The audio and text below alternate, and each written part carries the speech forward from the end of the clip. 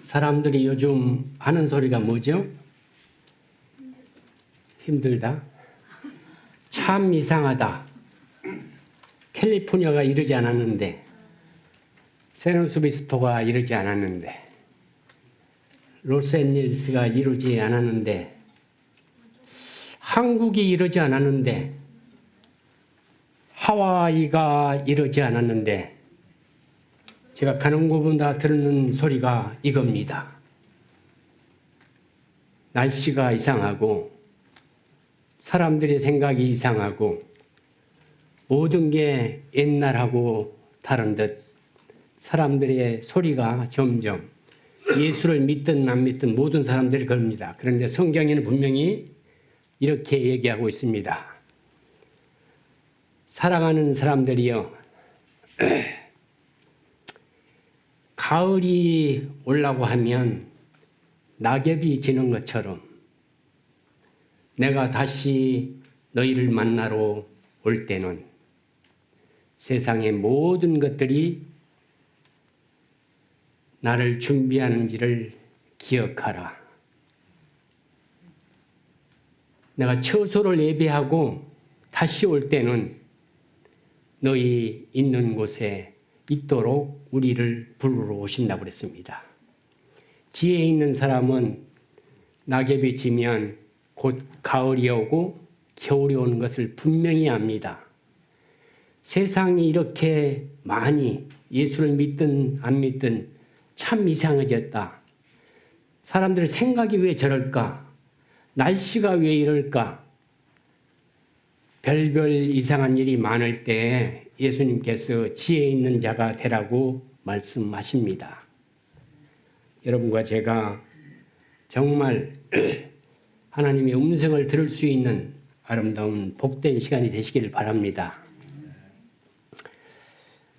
삶은 그렇게 녹록지 않지만은 하나님께서 우리에게 오늘 또 왜 사람이 되셔서 우리 인간을 구원해야만 됐는가를 한번 보겠습니다. 오늘 우리가 공부할 것은 히브리서 1장 4절부터 2장 18절을 볼 건데요. 이 안에 성경에서 딱 한 번 나오는 굉장히 중요한 사건이 있습니다. 많은 사람들이 야, 니네가 믿는 하나님이 죽었다면서 하나님 어떻게 죽어? 그냥 말로 해도 그냥 다 할 텐데 왜 죽은가를 많은 사람들이 우리 그리스도인들에게 반문하고 물어보고 그러죠. 의심 갖고. 근데 여기에 여러분 이 1장 4절에부터 2장 18절까지는 여러분이 절대로 잊어버리면 안 됩니다. 이것을 오늘 세 파트로 얘기할 텐데요. 첫 번째 1장 4절에서 14절까지, 그 다음에 두 번째는 2장 1절에서부터 4절까지, 세 번째는 2장 5절에서부터 18절까지. 이것이 무엇이냐 하면 천사보다도 예수님이 더 크시다. 예수 그리스도가 더 크시다. 그 말입니다. 근데 이렇게 세 파트로 나눌 수 있는데 이 첫 파트는 천사보다도 예수님이 크시다. 그 다음에 여기도 천사보다 예수님이 크시다. 근데 이게 이제 문제입니다. 이것은 경고. 가운데다 경고를 두고 지금 여러분이 읽어보시면은 한번 히브리서를 여러분 찾을 수 있습니까?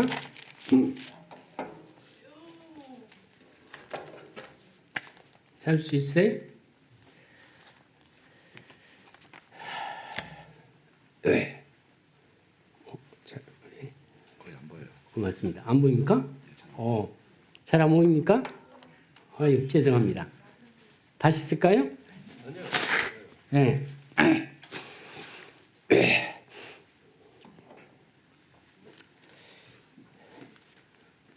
안 넘어가는데?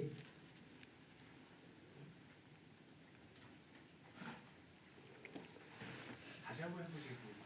네.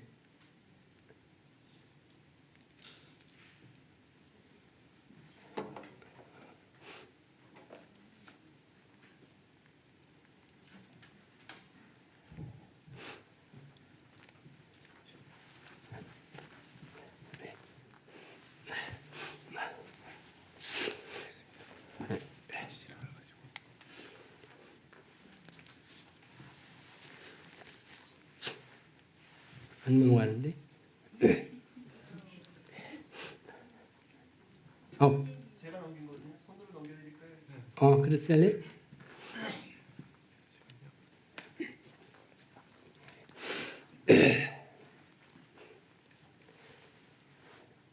오늘 가장 중요한 게 여기에 포인트가 있는데요. 여러분이 절대 잊어버리면 안 될 것이 히브리서 2장 5절에서 18절은 성경에서 유일하게 딱 한 번 나옵니다. 그것이 무엇이냐? 왜 하나님이 사람이 되셔야만 했는가? 왜 하나님이 사람이 되셔야만 했는가? 6가지가 이 안에서 나오게 됩니다. 여러분과 제가 그 6가지를 오늘 찾기를 원합니다.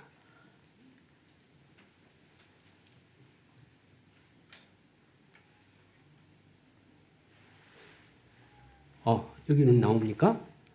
오케이.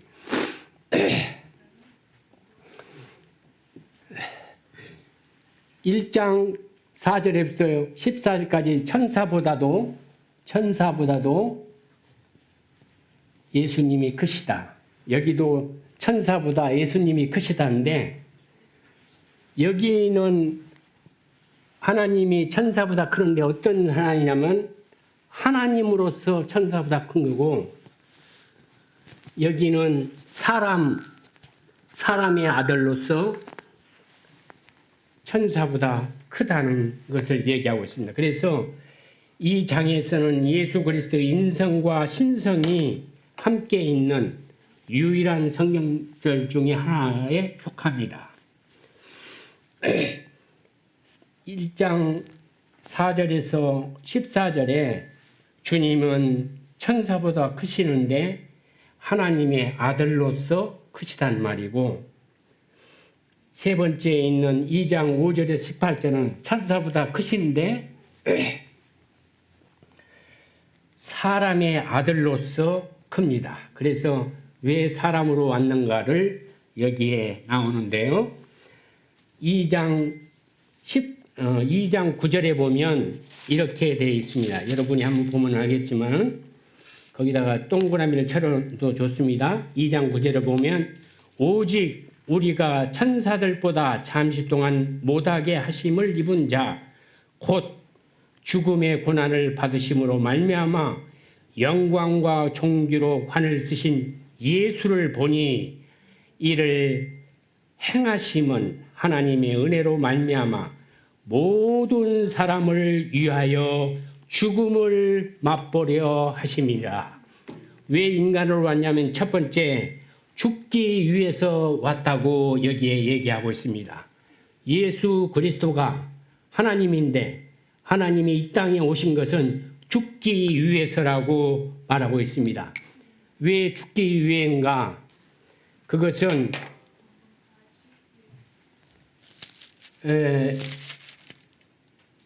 여러분이 한번 히브리서 9장 16절 17절을 보면 무슨 말이 나오냐면 희한한 말이 나옵니다. 16절 17절 유언은 자가 죽어야 되나니 17절 유언은 그 사람이 죽은 후에야 유효한즉 유언한 자가 살아있는 동안에는 효력이 없느니라. 혹시 여러분의 유언이라고 써놓은데 글씨가 써있는 거 있습니까? 성경책에? 무슨 번호라든지? 없는 성경책은 조금 좀 싼 거고요. 반드시 써 있어야 되는데 유언 옆에 써 있는데 그것을 가서 보면은 뭐라고 같다? 헬라에 언약. 유언이 언약하고 같다. 그것만 기억하고 계십시오. 유언은 언약하고 같다. 자, 여러분과 제가 한번 실제적으로 한번 생각해 보죠. 아버지가 유언할 때 언제 하시죠? 예? 예, 살아계실 때 합니다. 유언은 살아계실 때 하는 거예요. 그 다음에 효력은 언제 일어나죠? 죽어야 일어나는 거잖아요. 하나님께서 우리를 반드시 살려주겠다, 죄를 없애주겠다고 얘기는 했는데 효력이 되려면 와서 죽어야 한, 이거 굉장히 진리적인 말씀입니다. 죽어야 하기 때문에 하나님께서 죽으러 왔다는 것입니다. 하나님이 그냥 말로 할 수 있었어요. 그러나 세상에 많은 사람들, 또 지금 사탄이 굉장히 우리 눈에 보이지 않는 천사도 계시지만 사탄이 있는데 그 모든 사람들의 증인이 되기 위해서는 이 진리의 말씀이 확실한 진리라는 것을 보이기 위해서는 유언한 자가 죽어야 됩니다. 그래서 하나님이 죽으러 오셨다고 됩니다. 완전한 하나님이신데 절대 죽을 수 없어요. 하나님으로서는. 그래서 인간으로 온 거예요. 마리아의 태를 빌려서 베들레헴 그 마옥간에 인간 얘기로 와서 성장해서 우리와 똑같이 사신 그 이유를 분명히 아셔야 됩니다. 성경에는 이 히브리서 이 2장 5절이고 18절에만 하나님이 왜 인간으로 오셔서 죽어야 하는 이유가 여기만 있습니다. 그래서 여러분이 세상 사람들이 얘기할 때, 야, 왜 하나님이 말로 하면 다 될 것을, 하나님이 다 이 세상을 창조했다면서, 그러면 그냥 말 한마디면 될 텐데 왜 그랬을까 할 때, 여러분 여기에 유언의 비유를 얘기해야 됩니다. 유언은 반드시 유언한 자가 죽어야만 유언의 효력이 있기 때문에 하나님이 인간의 모습을 쓰고 이 땅에 오셔서 죽으셨습니다. 근데 사랑하는 여러분, 저와 여러분은 죽으려고 삽니까? 살라고 삽니까? 다 살라고 거짓말하고 이웃에게 하나님께서 하지 말라는 짓 하면서 나 살기 위해서 하는 일이 너무 많지 않습니까? 정말로 우리가 그리스도인이라면 죽으려고 오셨던 예수 그리스도를 한번 쳐다보는 그런 날이 됐으면 좋겠습니다. 그래서 3장 1절에 여러분에게 오늘 타이틀 말씀으로서 예수를 깊이 생각하라고 여러분 앞에 드렸는데요. 3장 1절. 여러분과 저도 죽기 위해서 지금 이 히브리서를 쓴 기록자는 어떤 사람을 위해서 썼다고요? 유대인, 같은 유대인인데 한 유대인은 그냥 하나님만 믿는, 율법을 믿는 그런 사람들이었고 한 유대인은 예수 그리스도를 믿는 사람들이었어요. 근데 이 유대인들은 핍박이 없는데 예수를 믿겠다고 하는, 나사렛 예수를 믿겠다는 이 그리스도인들을 핍박하고 화형시키고 동물, 굶주린 개나 늑대를 풀어서 찢어 먹게 만드는 그런 광경을 여러분이 영화나 이런 데 봤듯이 그렇게 잔인한 짓을 하면서 예수를 믿겠냐고 지금 얘기하고 있을 때에 왜 예수가 더 위대한지를 지금 설명하는 것입니다. 여러분 혹시 생활이 지치고 어렵고 힘든 가운데 있다 할지라도 하나님께서 반드시 우리를 구원하기 위해서 이 오물천지인 이 땅에 오셨다는 것을 기억하시면서 승리하시기 바랍니다. 전번 시간에도 얘기했지만은 자살하는 사람의 심정은 무엇이냐 하면 내일을 모르기 때문에 자살한다고 그랬죠. 오늘만 잘 견디면 내일 내 삶에 햇빛이 비친다고 하면 누가 자살하겠어요? 그러나 이 지금 순간 모든 것이 무너진 것 같고 모든 것이 나에게는 끊어진 것 같은 그런 절망이 가득 차기 때문에 자기 스스로 목숨을 빼앗는 것처럼 그리스도인은 아무리 어렵다 하더라도 이미 예수 그리스도가 이 땅에 오셔서 십자가에 우리를 위해 대신 돌아가셨다는 것을 생각하게 된다면 조금만 참게 되면 구원에 이를 수 있다는 것입니다. 그래서 지금 예수를 부인할까 말까 하는 이 히브리인들에게 지금 이 제일 처음 이 글을 받아보는 사람들에게 지금 얘기하는 것입니다.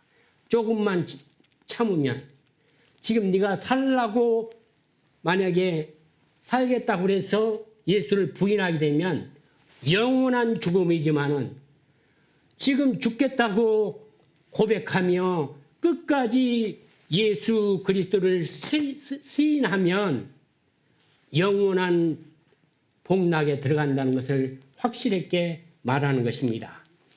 두 번째로 예수 그리스도가 사람이 되셔야 하는 이유 두 번째가 14절에 있습니다.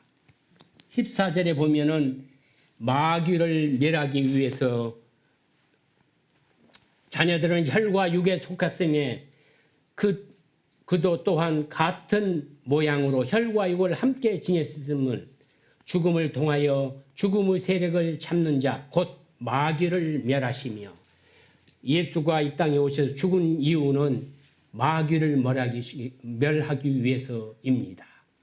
우리가 때때로 그리스도인답지 않는 행동을 하는 것은 잠깐 마귀가 우리를 이용해서 우리를 그렇게 한 것입니다. 우리가 마귀가 아니고 마귀가 하와에게 뱀의 모습으로 나타나서 꾀했던 것처럼 잠깐 우리가 사탄의 짓을 하는 것은 사탄이 우리를 사용한 것뿐입니다.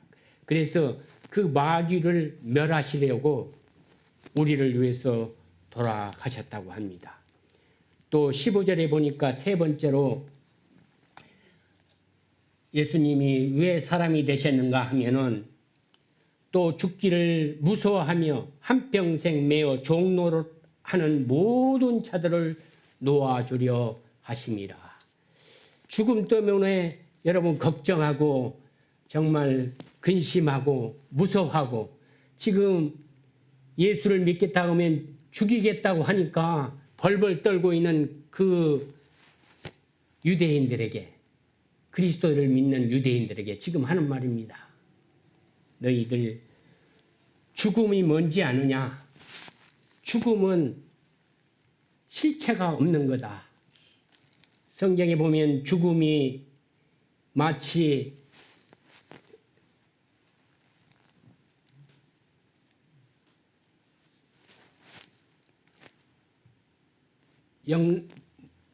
누가 와서 데려간다고 그러죠? 어? 저승사자. 마치 저승사자 와서 세 번 부르면 따라간다고 생각하는 그런 것이 있는데 절대 그렇지 않다.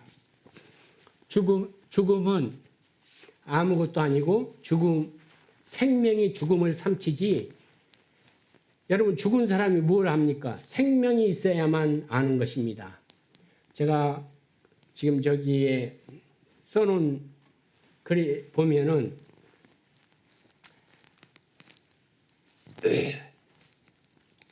차가움의 정의가 뭐냐면은 찬 거 있죠. 찬 것은 사실은 아무런 뜻이 없는 것입니다.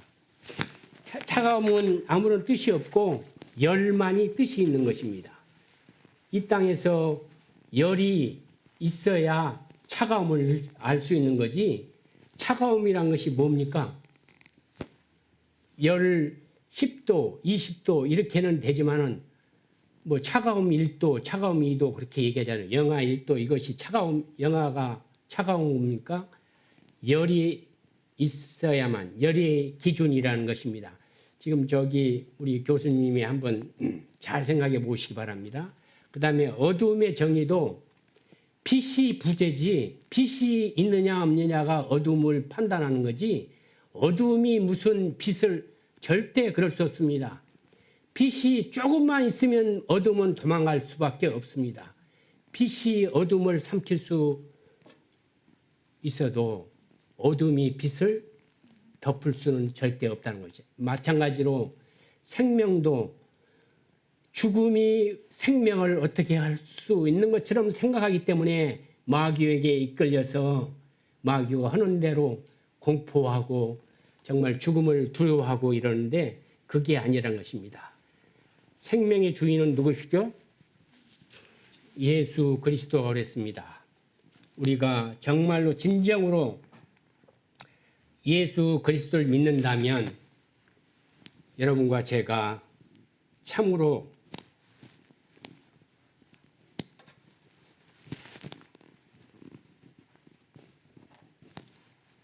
생명의 근원이신 그분을 갖게 되면 죽음이라든가 어둠이 우리를 삼킬 수 없습니다.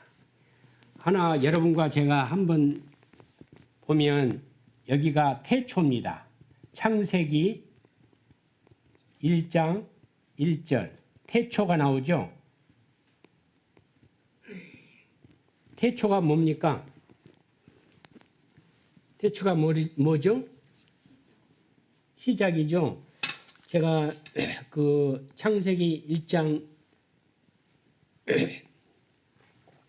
태초에 하나님이 천지를 창조하시냐. 여기가 태초 하나님이 천지를 다 창조하신 건데요.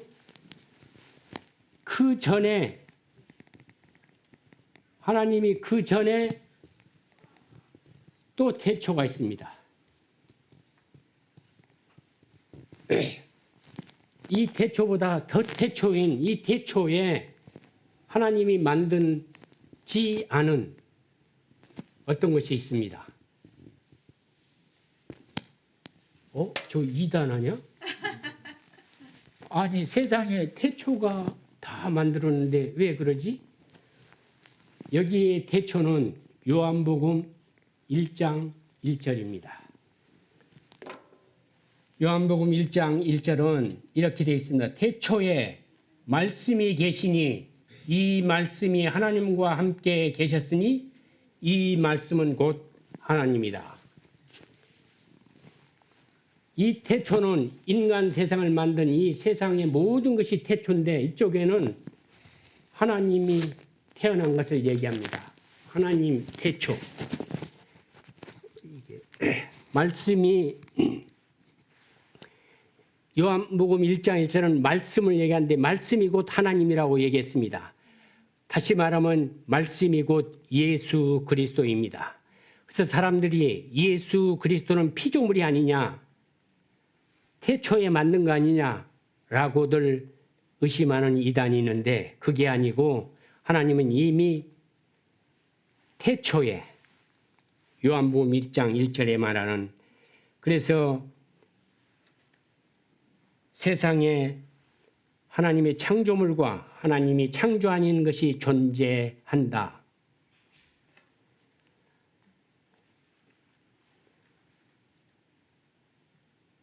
하나님께서 창조하지 않았음에도 존재하는 것. 성경은 뭐라고 말하고 있죠? 말씀. 말씀은 창조물이 아닙니다. 태초에 말씀이 계시니 이 말씀이 하나님과 함께 헬라어로는 프로스입니다. 계셨으니 이 말씀은 곧 하나님이시라. 제 말은 저와 함께 있는 입을 벌리면은 말이 나오지만은 입을 닫으면 말이 안 나옵니다. 그런 것처럼 지금 하나님과 이 말은 함께 있는 거예요. 프로스 함께. 그러므로 헬라어의 프로스는 전치사로서 함께 또는 페이스 투 페이스로 되어 있어요. 그 말은 얼굴과 얼굴을 맞대고라는 뜻인데요. 그래서 이 말을 다시 직역하면은 태초에 하나님께서 이 세상을 창조하시기도 훨씬 전에 말씀이 있었다. 이 말입니다. 그 말씀이 하나님과 함께 있었는데 얼굴과 얼굴을 맞대고 함께 있었다. 이 말에서 삼위일체 하나님이 서로 얼굴과 얼굴을 맞대고 있는 모습을 얘기하는 것입니다. 이 말씀은 곧 하나님이시라. 하나님이 또 다른 하나님과 완전히 분리되어 동등된 위격과 동등된 능력과 동등된 인격으로 얼굴과 얼굴을 마주보고 계셨다고 선언하는 것이 요한복음 1장 1절입니다. 자, 그러면 이 말씀이 누구죠? 요한복음 1장 14절에 분명히 얘기합니다. 요한복음 1장 14절에 보면은 이렇게 되어 있습니다. 영접하는 자, 곧 그 이름을 믿는 자. 그래서 요한은 믿음을 영접하는 것으로 말하고 있습니다. 그러므로 예수를 영접하면 그 예수 안에는 생명이 나의 것이 되기. 그래서 나는 영원히 사는 것입니다. 반대로 죽음을 두려워해서 예수를 버리고 지금은 산다고 살고 있지만은 그러나 그 사람은 결국은 죽는다는 것입니다. 그래서 죽음을 각오하고 예수를 붙잡으면 그러면 살지만은 지금 네가 고통스럽고 저 네로 황제가 저렇게 무섭게 군다 할지라도 예수를 굳게 붙잡으라는 것입니다. 왜 그러냐면 생명이신 예수 그리스도가 진정으로 우리를 위해서 죽으셨기 때문에 우리가 다시 죽을 필요가 없다는 것입니다. 예수를 소유하면 예수 안에 생명이 있고 예수 안에 소망이 있고 예수 안에 빛이 있습니다. 빛의 부재는 어둠입니다. 빛이 없으면 어둠이 있을 수밖에 없습니다.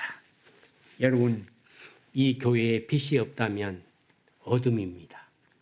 우리 가정에 빛이 없다면 어둠입니다. 그 말은 캄캄하기 때문에 우리 삶이 행복할 수 없습니다.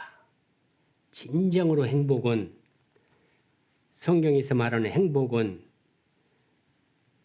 돈을 갑자기 날벼락을 맞는다든가, 내가 좋아하는 어느 관광지를 간다든가, 내가 좋아하는 어느 운동을 한다든가, 그러면 잠깐은 즐거울 수 있으나 진정으로 즐거움은 없습니다. 세상 사람도 그러잖아요. 집을 살면 한 1년은 행복하고 무엇을 하면 뭐 한 달은 그런 말이 있는 것처럼 세상에서 진정한 행복은 성경 안에 있습니다. 말씀 안에 있습니다. 왜 그런가? 하나만 예를 들어보겠습니다. 내 이웃을 내 몸같이 사랑하라고 성경은 얘기합니다. 이 말은 하나님, 난 너무 가난해서 내 지금 이웃을 보니까 한 몇천 불 줘야 되겠는데 그러면 조금 이 사람이 형편이 빌 것 같은데 내가 그럴 형편이 못 된다. 그런데 성경은 하라는 것입니다. 어떻게 해요? 돈이 없어? 진정으로 네 마음과 정성과 뜻을 다해서 네 육체로 가서 그 사람을 진정한 마음으로 해보라는 것입니다. 그때 그분이 회생하게 되면 거기에서 얻는 그 기쁨이 무슨 갑자기 로또 맞아갖고 몇천만 불 버는 그것보다도, 아니 내가 꼭 가고 싶은 그 로마 여행에 그 티켓을 얻었을 때 그 기쁨보다도 더한 기쁨이 말씀 안에 있다는 것입니다. 이것이 예수 그리스도의 진리입니다. 여러분, 그리스도인은 비그리스도인과 다른 큰 차이점이 뭐냐 하면 어렵고 고난 가운데 있다 할지라도 살아계신 하나님이 나와 함께 한다면 기쁨과 감사가 충만한 삶을 살 수 있다는 것입니다. 내 힘으로 하는 것이 아니고 성령이 나로 하여금 기쁨과 감사가 있도록 여러분의 마음속에 그런 마음을 생수처럼 솟아나게 하신다는 것입니다. 우리가 믿는 하나님이 그런 하나님입니다. 그냥 주일 됐으니까 그냥 언제 털고 성경책 찬송가 그냥 끼고 오는 것이 아니고 기쁨과 감사로 지난주에 왔던 내 사랑하는 집사님 한 주일 동안 어떻게 살았을까? 가서 손 하나 만져봐야지. 정말 내 위로가 필요하다면 내가 정말 위로할 수 있는 그런 마음을 가져야지. 이런 마음으로 온다면 교회가 기쁘고 감사가 넘칠 것입니다. 한 20년 전쯤은 그냥 응변적인 설교, 무슨 좋은 프로그램, 그러면 사람이 몰렸지만은 2000년대 들어서서는 절단코 그런다고 해서 교회 사람들이 새신자가 오지 않습니다. 이제는 어떤 때냐? 진심을 보여줘야만이 움직이는 세상입니다. 왜 그런가? 세상이 마지막이 가까워하기 때문입니다. 지금은 쭉정이와 알곡을 가리는 시기입니다. 여러분과 제가 믿는 예수가 그냥 그러고 그런 거 아닙니다. 진정으로 믿음이 있다면 여러분 기쁨으로 교회도 오시고 봉사도 하시고 절대로 교회 와서 특별히 내가 집사나 장로 수양회 때 얘기하는 말인데 말로 상대방을 아프게 하지 마십시오. 돈이나 무슨 다른 걸로서는 아프게 해도 좋으나 절대로 입으로는 하면 안 됩니다. 왜 그런가? 그 상처는 이 땅에서 아물지 못하고 가지고 갈 수가 있어요. 그런 사람이 너무 많습니다. 이 땅에서 풀지 못하고 그 아픈 마음을 가지고 가는 사람이 있습니다. 그것을 유료하는 분은 예수님일 텐데 내가 만약에 그런 상처를 줬다면 여러분 예수님에게 어떤 구종을 들을 수 있겠습니까? 우리 모두 다 약한 사람들이에요. 절대로 혀로, 이 몇이 되지 않은 혀로 남을 아프게 절대 하면 안 됩니다. 그래서 교회에서는 속삭이지 말라고 그랬습니다. 절대로 속삭하면 절대 안 됩니다. 떳떳이 얘기하고 가능하면 남을 세워주고 높여주고 그렇다고 해서 절대로 내가 깎이고 내가 못난이가 되는 거 아닙니다. 교회는 그런 사람들이 모여야만이 참으로 뜨겁고 아름다운 것이고 그런 사람들만이 천국에 가는 것입니다. 많은 사람들이 우리가 이제 크루즈 가서 공부하면 알겠지만은 많은 사람들이 천국을 죽어서 가는 것으로 알고 있어요. 그래서 며칠 후 요단강 건너가 만나리 하면서 장례식 할 때 그러는데 죽어서 천국 가는 것이 아닙니다. 하나님 백성은 여러분이 예수 그리스도를 믿기로 작정하고 침례나 세례를 받으면 그 순간 하나님의 백성이 된 것입니다. 하나님의 백성은 어떤 사람이냐? 나는 우리 모두가 코리안이죠. 내가 한국에서 살았다고 한국 사람이라고 그래서 미국 무슨 법을 어겨서 잡혀서 얘기할 때 나 한국 사람인데 한국어는 그렇게 해도 괜찮은데 왜 나를 자꾸 그래? 나 한국 사람이에요. 여기서 그러면 통하겠습니까? 절대 안 통합니다. 여러분과 제가 미국에 살기로 작정하고 미국 시민이 됐든 미국 영주권자가 됐든 미국에 와서 있다면 그 나라 사람의 법을 지켜야 됩니다. 그런 것처럼 예수 그리스도를 믿겠다고 침례나 세례를 받고 선사하고 사람들에게 공포를 했다면 그날로 그분은 하나님의 나라의 백성입니다. 그것이 성경의 진리입니다. 죽어서 가는 거 아니에요. 이미 우리는 하늘나라에 온 것이나 다름이 없습니다. 그렇다면 우리가 어떻게 살아야 되는가? 하나님 백성답게 살아야 됩니다. 하나님의 백성은 하나님의 말씀에 순종하면서 살아야 됩니다. 이웃을 내 몸같이 사랑하면서 살아라고 말씀하고 있습니다. 그래서 어저께까지는 내 입으로 다른 사람 얘기하는 거 좋아하고 다른 사람 잘못된 거 너무 고소해서 다른 사람한테 얘기해주고 이런 습성이 혹시 있는 분 계시면 오늘 다 여기다 내려놓고 저 문을 나가시기 바랍니다. 그럴 때 하나님이 기쁨과 정말 감사가 있는 여러분 마음속에 충만한 은혜가 내릴 것입니다. 그 다음 단계를 보십시오. 그리고 혹시 오늘 이곳에 오실 때 사랑하는 아내와 다퉜다든가 사랑하는 남편과 다퉜다든가 아니면 애들에게 화내고 꾸짖고 왔다면 회개하시기 바랍니다. 애는 하나님께서 우리에게 주신 선물이지 내 종이 아닙니다. 저도 예수를 진정으로 믿기 전에는 너무 애들에게 잘못했어요.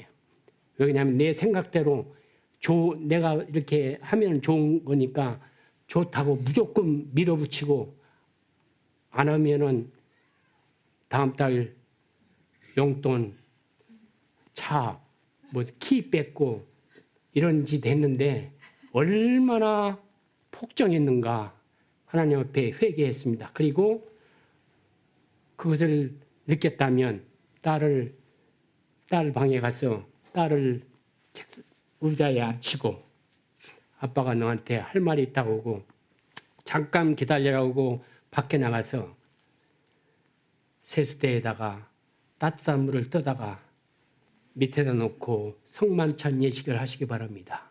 사랑하는 딸의 발을 닦아주면서 눈물로 그동안에 아빠가 무식해갖고 교회를 다녔지만은 성경을 제대로 이해하지 못해서 너에게 폭군 같은 아빠, 정말 지도국에 싫어했던 그런 아빠였는데 내가 잘못했다.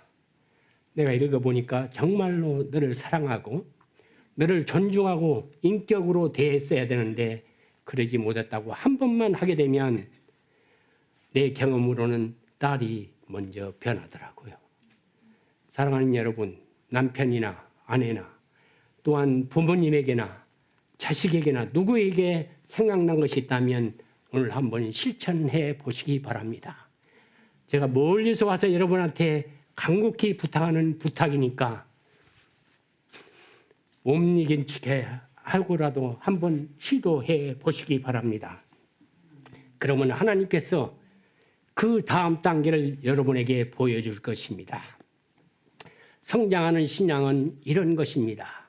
그래서 혹시 이웃 간에 또한 우리 친구들 간에라도 잘못이 있거든 먼저 고백하는, 먼저 잘못을 얘기하고 이러한 참다운 모습을 보였으면 좋겠습니다.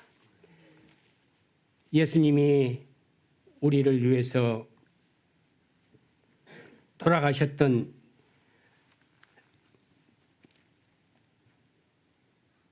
16절에 보면은 이는 확실히 천사들을 붙들어 주려 하심이 아니요 오직 아브라함의 자손을 붙들어 주려고 죽었다고 얘기하십니다. 네 번째로 아브라함의 자손, 다시 말하면 믿음의 자손들을 예수 그리스도를 믿는다는 사람들을 붙들어 주려고. 그래서 여러분과 제가 조금 잘못하더라도 반드시 하나님께서 우리를 붙들어 준다고 얘기해 되어 있습니다. 17절에 보면 다섯 번째로는 왜 하나님이 인간이 되셨냐면 그러므로 그가 범사의 형제들과 같이 되심이 마땅하도다. 이는 하나님의 일에 자비하고 신실한 대제사장이 되어 백성의 죄를 속량하려고 죽으셨다고 여기에 얘기하고 있습니다. 우리가 아무리 정말 죄가 먹물보다도 더 심한다 할지라도 하나님께서 반드시 우리를 속량해 주실 것을 믿으시기 바랍니다. 마지막으로 18절에 그가 시험을 받아 고난을 당하였은즉 시험 받은 자들을 능히 도우실 수 있다고 얘기하고 계십니다. 하나님이 와서 돌아가시고 우리를 위해 십자가에 못 박히신 그 이유는 하나님인데 왜 인간으로 와서 죽었던 마지막의 이유는 우리를 도와줄 수 있다는 것입니다. 왜 그러냐면 하나님이 다 우리와 같은 경험을 해봤다는 것입니다. 배고파할 때 마귀가 와서 시험한 것 여러분 봤죠? 40일 금식했을 때 마귀가 와서 시험했잖아요. 그런 것처럼 우리가 먹는 거, 입는 거, 권력, 욕 이런 거에서 시험 받잖아요. 우리는 넘어졌고 지금까지 이렇게 피투성이로 걸어왔는데 이 모든 것을 이미 해봤던 예수 그리스도가 여러분과 저에게 이 아침에 내가 다 해봤다. 내가 너를 도울 수 있다고 말씀하고 있습니다. 여러분 혹시 그분에게 도움을 요청할 분이 안 계십니까? 진정으로 여러분이 또 저와 함께 무릎 꿇고 도움을 청하는 아름다운 신앙인이 되시기를 바랍니다. 그럴 때 우리가 주님의 그 나라에서 영원히 살게 될 것입니다. 성경의 모든 것은 거의 80% 이상이 이루어졌습니다. 단지 예수 그리스도가 다시 오신다는 그 말 한마디 남아 있습니다. 그날은 저 박태선이나 다른 어떤 사이비 종교들이 예수라고 얘기하면서 내가 예수라고 얘기하는 그렇게 숨어서 오는 것이 아니고 찌른 자도 보고 모든 사람이 다 본다고 그랬습니다. 그러니까 여러분이 앞으로 어디가 예수가 왔대 어디가 뭐 가면은 뭐하대 절대 그런 데에 현혹되시면 안 되십니다. 그리고 또 많은 사람들이 이 다음에 마지막 때는 도시에 살지 말고 어디 시골에 조용한 데서 살아라고 하나님이 그랬으니까 우리 모여서 어디 가자고 하면 절대 그런 데 따라가면 안 됩니다. 예수 그리스도 하나님도 하늘 그 죄가 없는 빛이 가득한 그곳에 사시다가 돼지 우리 같은 그런 보다 더한 이 땅에 오셔서 우리와 같이 사셨는데 나 하나 구원하고 싶어서 도망가서 어디 살겠다 마지막 때 절대 이런 유혹에 빠지시면 안 됩니다. 죄 짓지 않기 위해서 우리 딴 데로 가자. 앞으로 마지막 때 많은 거짓 그리스도인들이 유혹할지 모릅니다. 여러분 거기 갈 수 있는 자격이 있는 사람은 어떤 사람이냐? 우리 형제, 부모, 자녀, 내 이웃들 다 구원해가지고 하늘나라 갈 수 있는 사람은 그런 데 가도 좋습니다. 그러나 아직도 내가 내 사랑하는 자녀들, 내 사랑하는 형제들, 내 사랑하는 이웃을 다 구원 못했는데 나만 혼자 도망가서 그런 데 가서 조용한 데 가서 기도하면서 성경 보면서 살겠다? 그것은 하나님의 음성을 제대로 듣지 못한 사람입니다. 그런 사람을 하나님께서 구원해 주신다고 여러분 생각하면 아직 성경을 더 이해 못한 점이 많이 있습니다. 여러분이 무릎 꿇고 앞으로 성경을 많이 보시기 바랍니다. 그래서 전번 시간에 얘기한 것처럼 첫째로 성경을 볼 때는 이 성경이 누구에게 썼는가? 첫째로 지금 히브리서는 유대인 중에 그리스도인들을 위해서 제일 처음에 썼습니다. 그러나 오늘 받은 우리에게는 예수를 믿는 나로서 세상에 나가서 살 때에 예수를 부인할 때가 많은데 그때 어떻게 살아야 되는가 하는 교훈입니다. 그래서 이 성경 말씀이 누구에게 썼는가? 어떤 시기에 썼는가? 그러니까 어떤 때에 그 다음에 그 종교적인 문화적인 시대적인 그런 모든 것을 보고 성경을 이해하라고 그랬습니다. 왜 그러냐면 믿음 이것도 로마서에 있는 믿음하고 야고보서에 있는 믿음이 다르다고 그랬죠. 로마서에 있는 믿음은 예수가 그리스도다를 믿음, 그 믿음이고요. 예수가 나사렛 예수가 그리스도다를 로마서에는 얘기하는 거고, 야고보서는 하나님의 성품에 대한 믿음을 얘기하는 것입니다. 하나님은 자비롭고 능력이 많으시고 사랑이 많으신 분, 그러니까 너희들도 그렇게 살아라. 그래서 야고보서는 행동을 강조해요.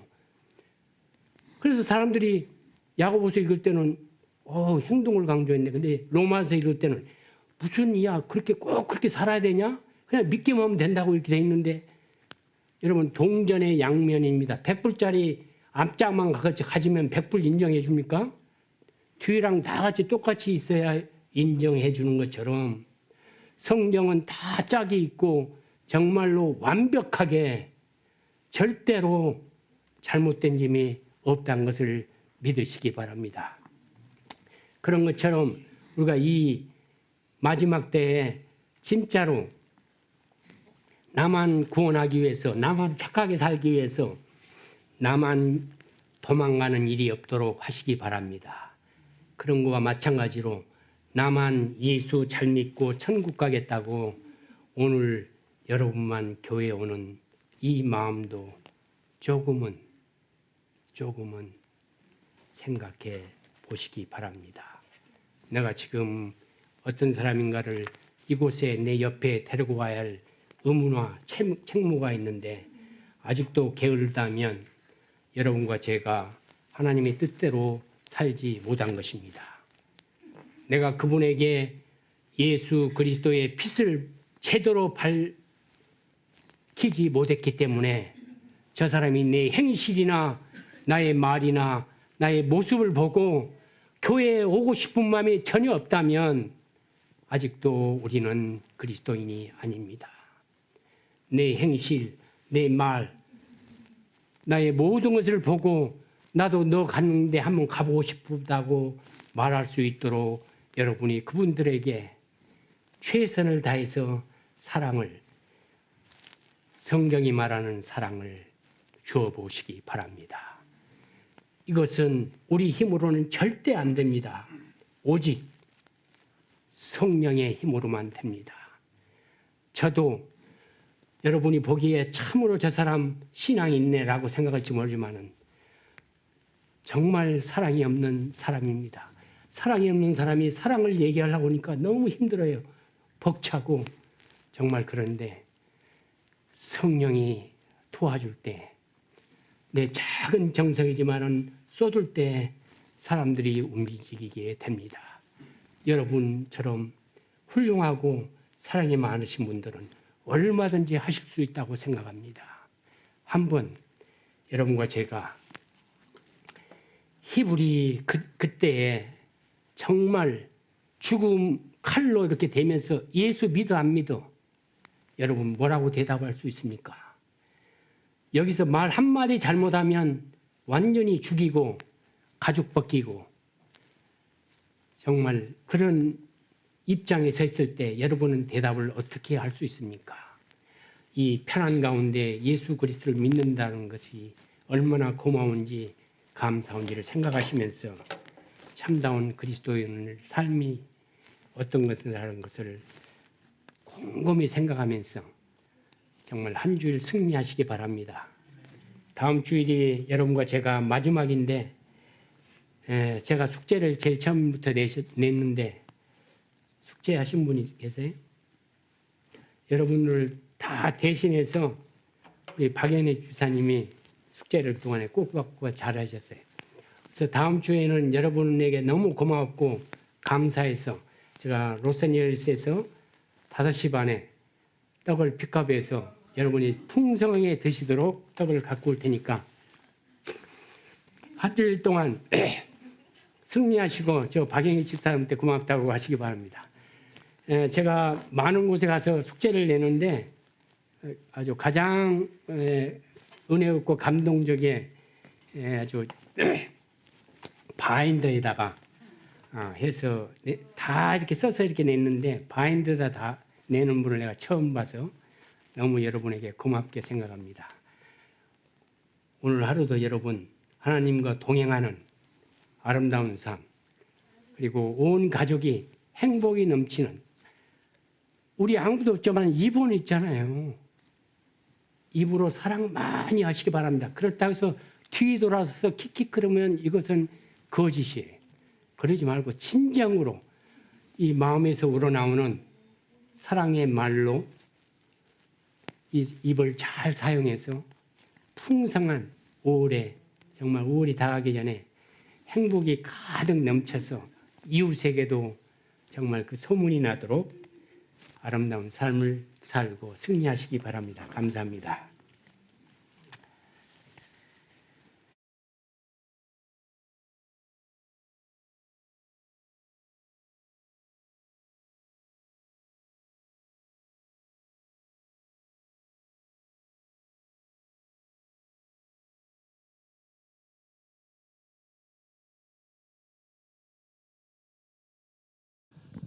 예, 오늘 또 말씀 전해주신 최 목사님께 대단히 감사드립니다. 몸도 불편하시고 또 먼